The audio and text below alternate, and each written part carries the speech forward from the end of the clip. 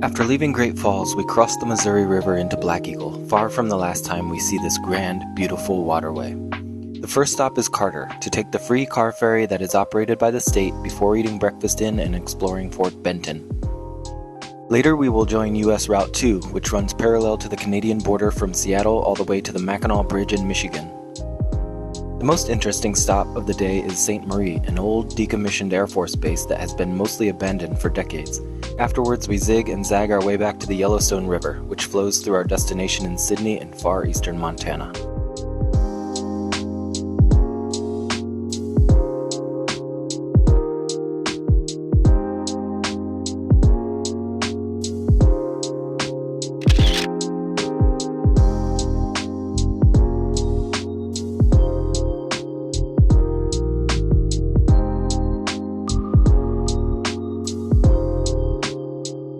As we cross the Missouri River Bridge into Black Eagle and start to leave the city behind, the open road is a joy to see.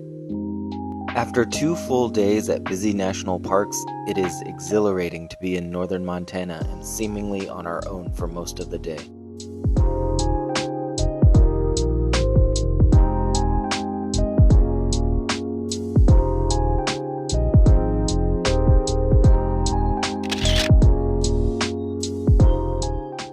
After quickly grabbing a snapshot of the humdrum post office in Carter, we head out on the gravel track south of town known as Carter Ferry Road. This goes through some farmlands before the large Missouri River ravine comes into view, and then the river itself. The ferry is next to a private residence at the end of the road and takes customers across 2 at a time. Anybody home?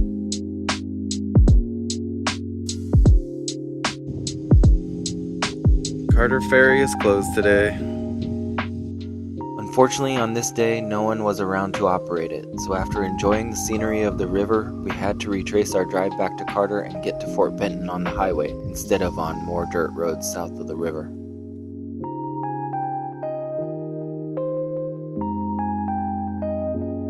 Thankfully, the reroute afforded us the chance to stop at the beautiful picnic area pullout just west of Fort Benton on Highway 87, providing sweeping views from high above the bending Missouri River.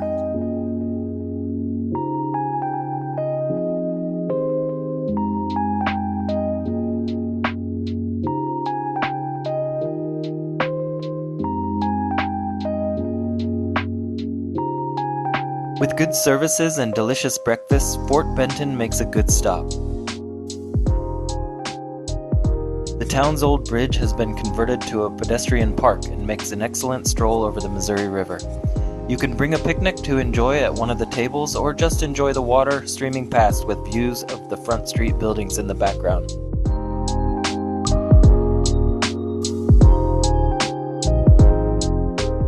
We will be spending a lot of time in the car today, but is there a better place than Big Sky Country to do that?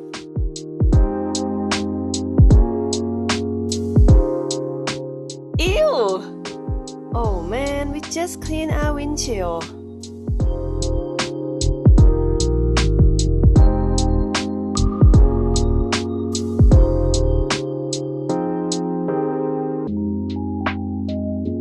This is my view most of the day.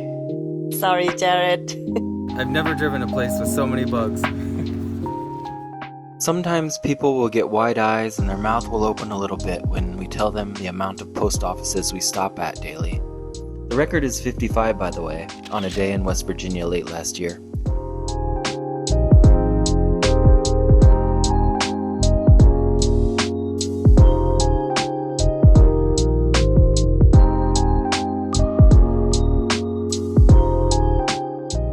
But while it is an important part of our trips, it is not what determines the route alone.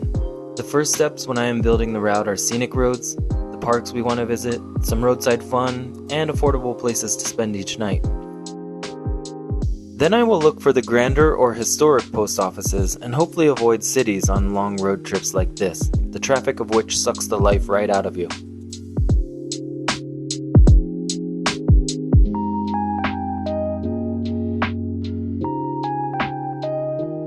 Since we are already on smaller highways and farm roads, Stopping at post offices along the way does not add that much time and helps you see all the main streets that exist in every town along the way. Life is more rewarding when you do not whiz past everything so fast. Also, getting out of the car every 15 to 20 minutes helps to not have stiff driving legs by the end of the day.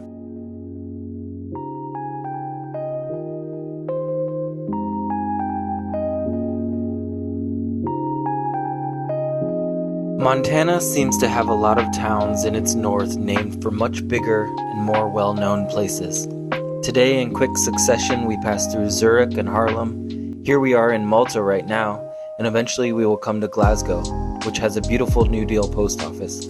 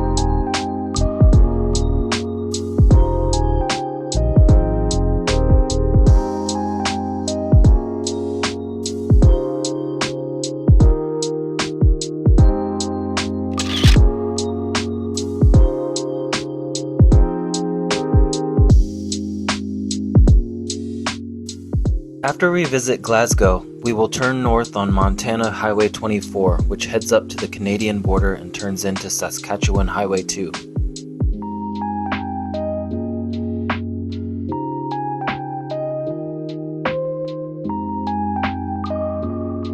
On the way is St. Marie, which used to be the site of the Glasgow Air Force Base.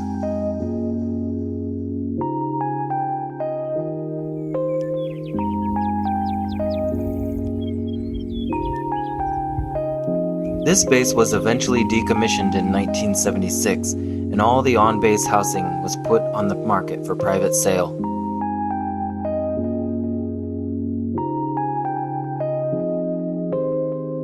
As you can see, most of it has sat empty since the 1970s, and the place is somewhat of an eerie ghost town.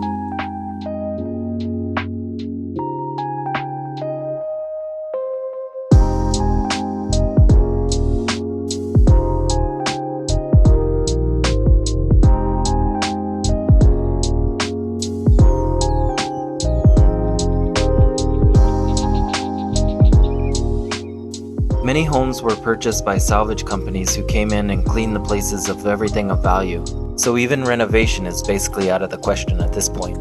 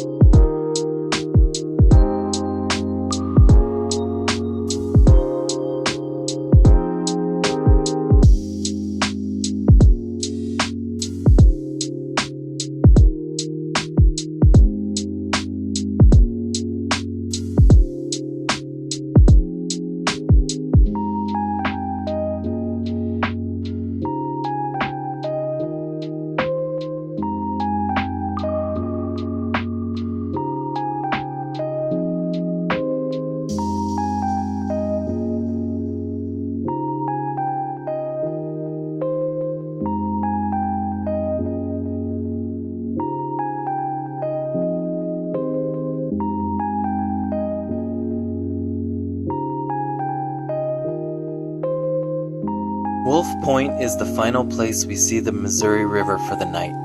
It has been a peaceful and beautiful day crossing paths with it through different parts of Montana.